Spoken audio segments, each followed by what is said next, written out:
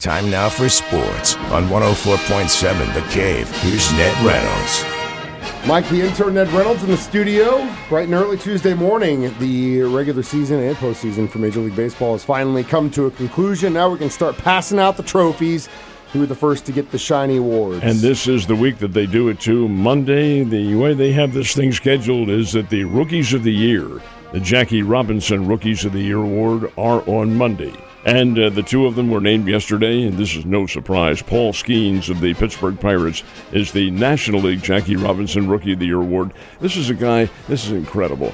Number one draft pick last year, 10 months later, he's in the big leagues. Skeens is All-America LSU, is a top pitcher in the country.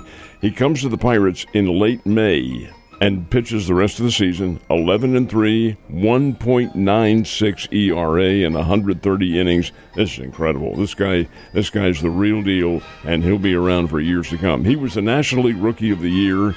He might even win the Cy Young Award for that matter. That comes up tomorrow.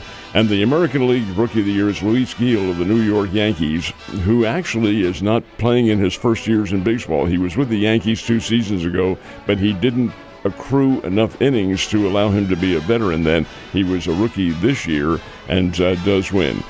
He had 171 strikeouts and 151 innings. That's what he is a strikeout pitcher. Now, this doesn't count in the Rookie of the Year, but he was the only Yankee pitcher to get a win in the World Series against the Dodgers this year. He started the only game that the Yankees won. Anyway, the two Rookies of the Year are both pitchers, are Paul Skeens of the Pirates and Luis Gil of the New York Yankees. Big congratulations to them. And while we're talking about baseball, and even though the Kansas City Royals still have yet to decide if they're going to get a new stadium, if they're going to stay there, they're going to go out to Legends, they're going to be downtown, all that nonsense. There's another team that's like, yeah, we'll get a new one too. Well, a new name. It's a new name for their stadium. This is the Houston Astros, and for years and years they've been Minute Maid Park. Actually, at the start of this decade, actually the start of this century, they were Enron Park. But Enron went belly up. Therefore, they dropped the name, and Minute Maid took it over. Anyway, Minute Maid's had it all along until yesterday when it was announced for a cool $16 million. The Daikin Company is taking over and getting the naming rights for the Astros Stadium down in Houston. Daikin's an international heating and cooling company, and they're very well known. As a matter of fact, I can throw in a personal pitch. I have one of their heating systems and cooling systems in my house, and it's pretty doggone good. It's also costly. But nonetheless, it's called now the Daikin Ballpark in Houston, and that will be the name for it. And probably be another decade before I get a chance to go down to that park. A couple of the city's soccer teams are actually going to some national competition. Who are they, and when are they doing? In the national competitions, the NCAA tournament, the Missouri State men's team has a first-round bye. This is interesting because while they won the conference regular season championship, they did not win the tournament, which was played here.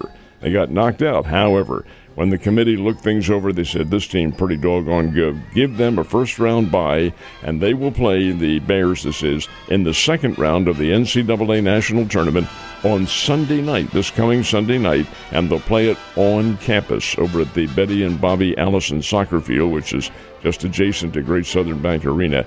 And they will play the winner of the first game. It's not played here. It's played in St. Louis, I believe, but it's St. Louis University against Kansas City.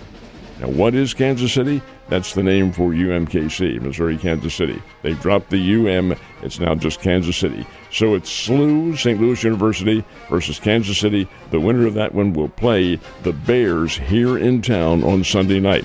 Now, the Drury Lady Panthers are in the Division II National Championship, and they already know their first-round opponent. It'll be Northern Michigan. They'll play them in the afternoon, noontime. Well, actually, it'll be about 2 o'clock in Ashland, Ohio, and that'll be Friday is when they play. So congratulations to the both of them. Last night's Monday Night Football game kind of was a dud, except for the state of Texas, and definitely shows you something about the Texans. If they can just keep the ball on the ground and still score 34 points, Dallas, your season's over.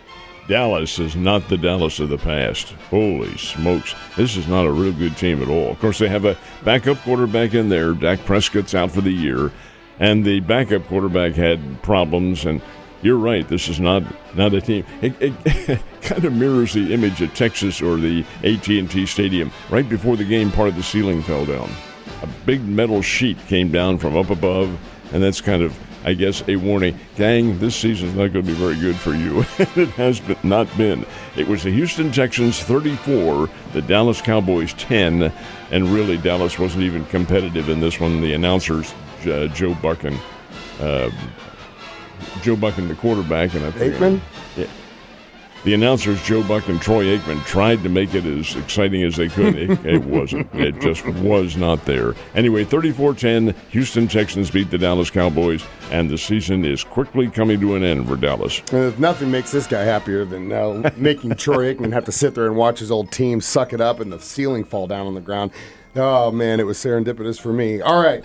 So now that we're starting to roll in the regular season for some of our Missouri State basketball teams, they've got some action tonight, don't they? They do indeed. The Bears will play tonight at the Great Southern Bank Arena against an old foe from back in Division II or College Division days, Texas Arlington. Now, Texas Arlington's a Division I team as well, and they've been to the tournament in the past. They're coming into Springfield to play tonight. That's a 7 o'clock game. That'll be a nice little test. Bears coming off that triple overtime victory over Tulsa. That was on Saturday. 111-106, and now Texas Arlington comes in there, and we'll see what kind of a challenge they offer. The Lady Bears are playing on the road, and they play late this morning. What is this? Late this morning? Yep.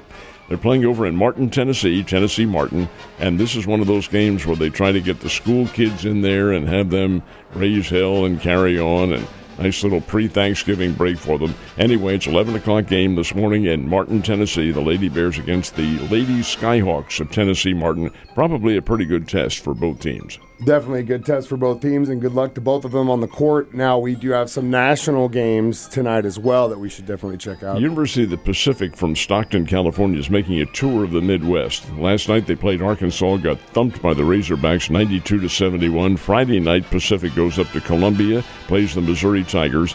We've had them here in town. Pacific has played here, Pacific University Tigers, and the Bears beat them, back in Conzo Martin's first term as a coach of the Bears back in the, about 2010, 2011, somewhere around there. Anyway, nonetheless, Arkansas 92, Pacific 71. Southern Illinois from the Missouri Valley Conference played North Dakota State. Now, this is basketball, not football.